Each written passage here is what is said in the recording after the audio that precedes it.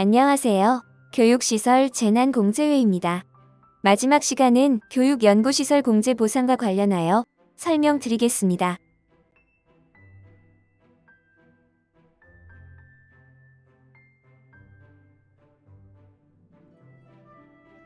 이제 공제급여에 대한 설명을 드리겠습니다. 공제급여란 재난이나 사고가 발생할 경우 관련 규정과 약관에 따라 회원에게 지급하는 보상과 배상금을 말합니다. 재난복구비의 종류로는 재난복구비, 재난복구지원비, 신체손해배상금, 시설 소유자 배상금 등이 있습니다. 공제급여의 지급기한은 재난 발생일 기준으로 3년까지 신청이 가능합니다. 그리고 재난복구비 지급은 신청일로부터 1개월 이내로 지급 결정을 하도록 되어 있습니다.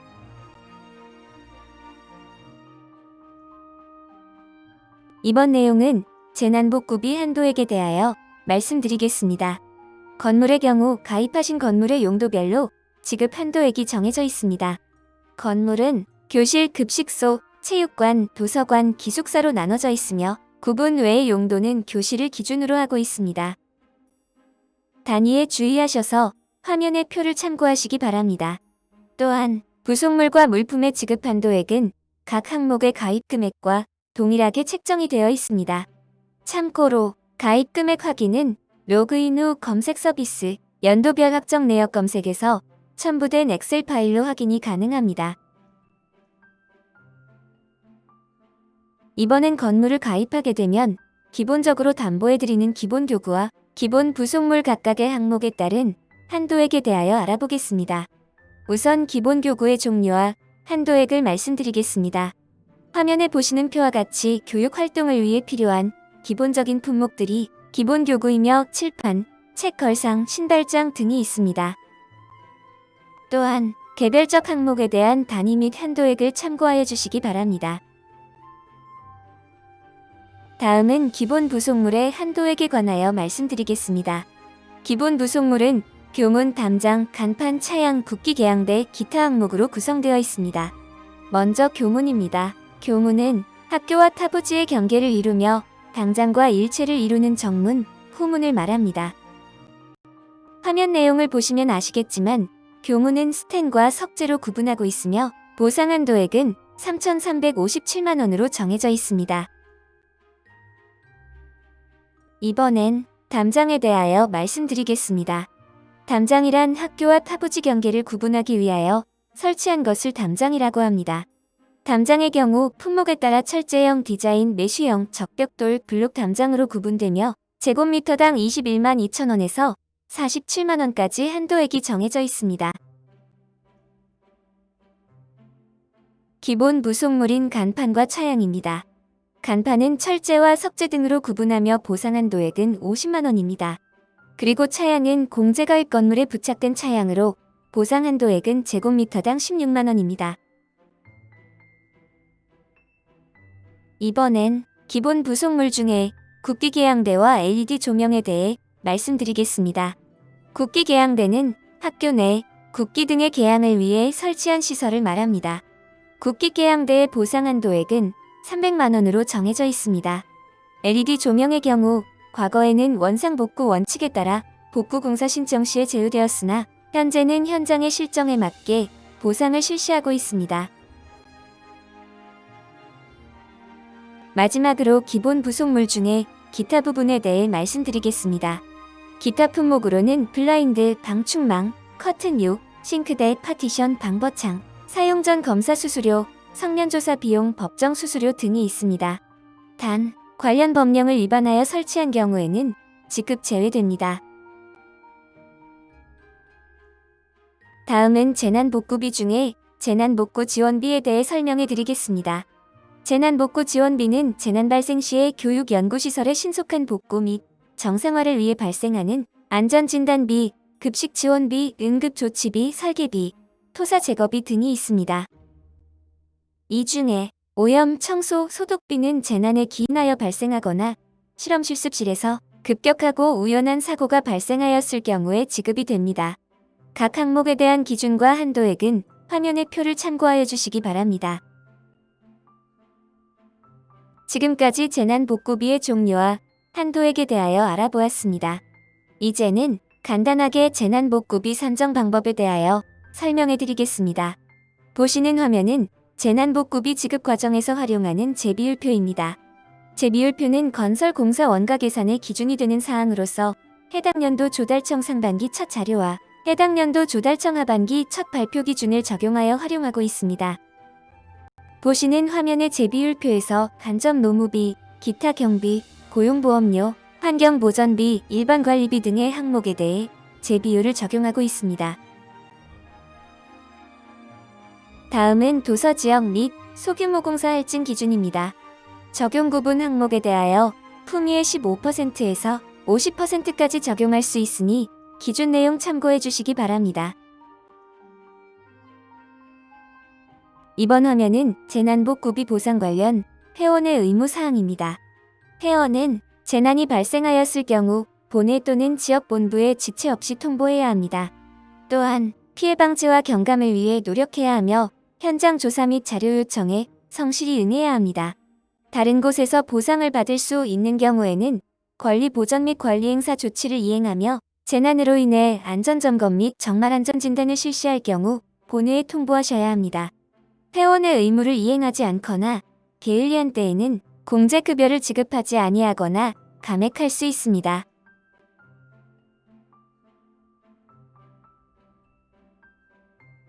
지금까지 공제보상에 대하여 간단하게 말씀드렸고 앞으로는 공제급여 신청 방법에 대해 설명드리도록 하겠습니다. 다음은 공제급여 지급 절차입니다. 공제급여의 지급 절차는 사고 발생 시 회원은 본회에 사고 접수를 하고 공제급여를 신청합니다. 사고 접수를 완료한 해당 지역본부는 현장 조사를 실시하고 사고의 경, 중에 따라 전문 손해사정기관에 의뢰하기도 합니다. 사고 조사가 완료되고 공제급여 지급이 결정되면 공제회는 회원에게 지체 없이 공제급여를 송금하게 됩니다. 이러한 절차는 공제급여 신청서 접수 후 한 달 이내 이루어지게 됩니다. 회원은 공제급여 지급액의 이상이 있을 경우 이의 신청을 할 수 있으며 이 경우에는 해당 재난에 대해 재조사를 실시하고 공제급여를 지급하게 됩니다.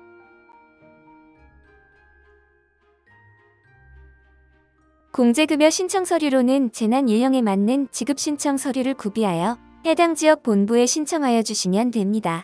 필수로 작성해 주셔야 할 서류는 재난복구비 지급 신청서, 재난상황조서, 건축물관리대장, 사진대장, 복구비 산출 내역, 계좌번호 등은 필수로 첨부하셔야 합니다.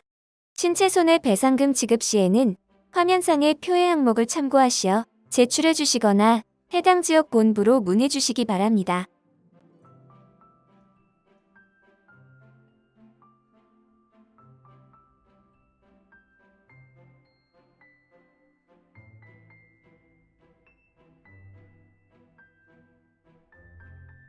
다음은 공제급여 지급 신청 서류의 양식에 대해 간단히 화면으로 보여드리겠습니다. 보시는 화면이 재난복구비 지급 신청 공문이고 우측 화면이 재난상황조서입니다.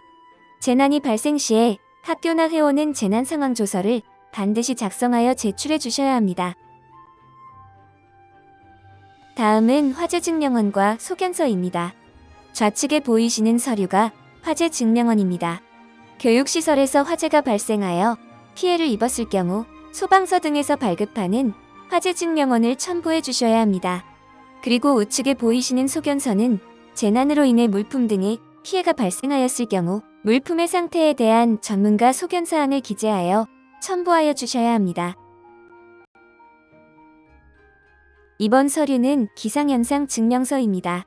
태풍을 포함하여 호우, 강풍, 낙뢰 등의 재난으로 인하여 사고가 발생한 경우에는 해당 지역의 기상현상 증명서를 발급받으셔서 첨부해 주시면 됩니다.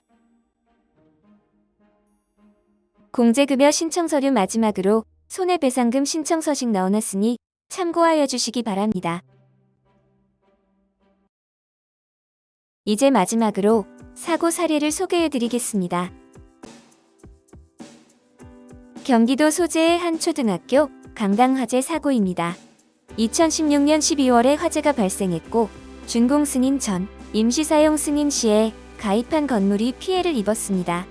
화재 원인은 전기적 결함으로 추정되며 1층 필로티 부분에서 발생하여 총 54억 원의 공제급여를 지급하였습니다. 이번 사고의 경우 신속한 복구를 위해 추정 공제급여의 50% 이내에 가지급금이 지급된 사고입니다.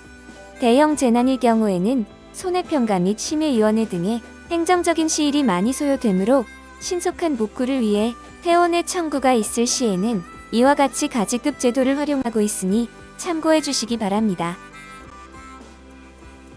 다음은 경남 소재의 한 초등학교 체육관 화재 사고입니다. 2019년에 화재가 발생했고 체육관 내진 개선 공사 중 공사업체 실화로 인한 화재입니다. 약 17억 원의 공제급여가 지급되었고 공사업체가 공사를 포기하여 공사업체에 대한 구상 및 소송을 실시 중입니다. 다음은 경기도 소재의 한 고등학교의 급식소 화재 사고입니다. 2019년 5월에 화재가 발생했고 급식실에서 음식물 조리 중에 발생했습니다. 교사동 1층 급식실 내부가 전소되었고 급식 지원비를 포함한 약 7억 3천만 원의 공제급여가 지급되었습니다. 다음은 경기도 소재의 한 중학교 강당 화재 사고입니다. 2020년 3월에 화재가 발생했고 외부 단열재 보수 공사 중 용접 장열 및 축열로 인한 화재입니다. 본관동 강당 내부 및 지붕이 전소되었으며 공사업체에서 자체 보수 중에 있습니다. 이번은 세종시 소재의 한 중학교 옹벽수의 사고입니다.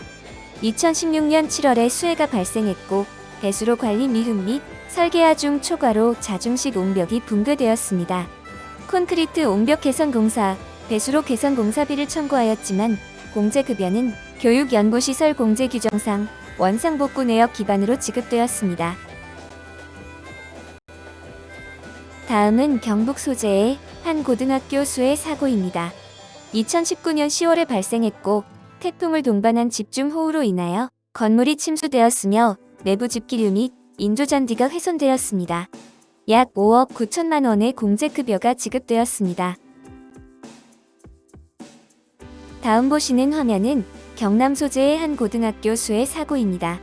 2019년 7월에 발생했고 태풍을 동반한 집중호우로 인하여 하부 사면이 붕괴되었으며 토사가 유실되고 기초 파일이 노출되었습니다. 약 3,200만 원의 공제급여가 지급되었습니다. 경북 소재의 한 초등학교 강당설의 사고입니다. 2014년 2월에 발생했고 국지성 폭설로 인해 설화 중 초과로 강당 지붕이 붕괴되었습니다. 재난복구 지원비의 응급조치비로 약 500만 원이 선지급되었으며 총 약 6억 4천만 원의 공제급여가 지급되었습니다. 이번에도 설해 사고입니다. 이번 사고는 경북 소재의 한 고등학교 사고입니다. 2018년 3월에 이례적인 폭설이 발생하여 설화 중 초과로 인해 골프 연습장이 붕괴되었습니다. 하지만 가입되어 있는 골프 연습장은 그물망 시설이 아닌 컨테이너 박스형 건물로 면책 처리되었습니다. 다음은 경기도 소재의 고등학교 한파 사고입니다. 2019년 1월에 발생했고 도서실 및 시청각실 등이 수침되어 화장실 배관이 파손되었습니다.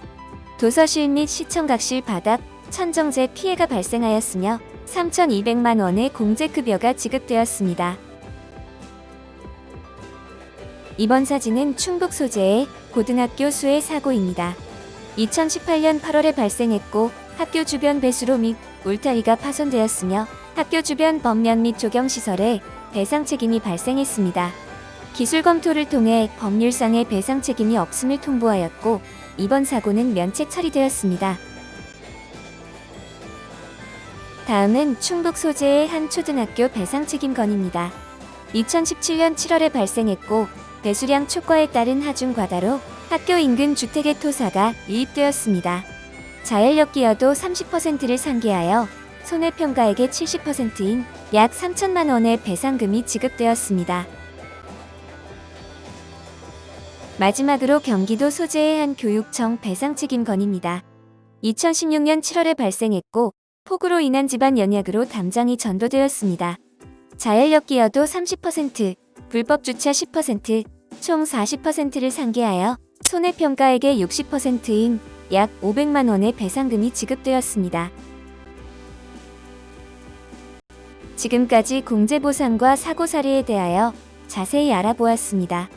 이번에는 공제보상과 관련된 자주 하는 질문과 어려워하시는 부분에 대하여 Q&A로 정리하였으니 참고해 주시기 바랍니다. 이번 동영상 강의가 도움이 되길 바라며 긴 강의 들어주셔서 감사드립니다. 앞으로도 여러분의 건강과 행운이 함께하길 기원드립니다. 감사합니다.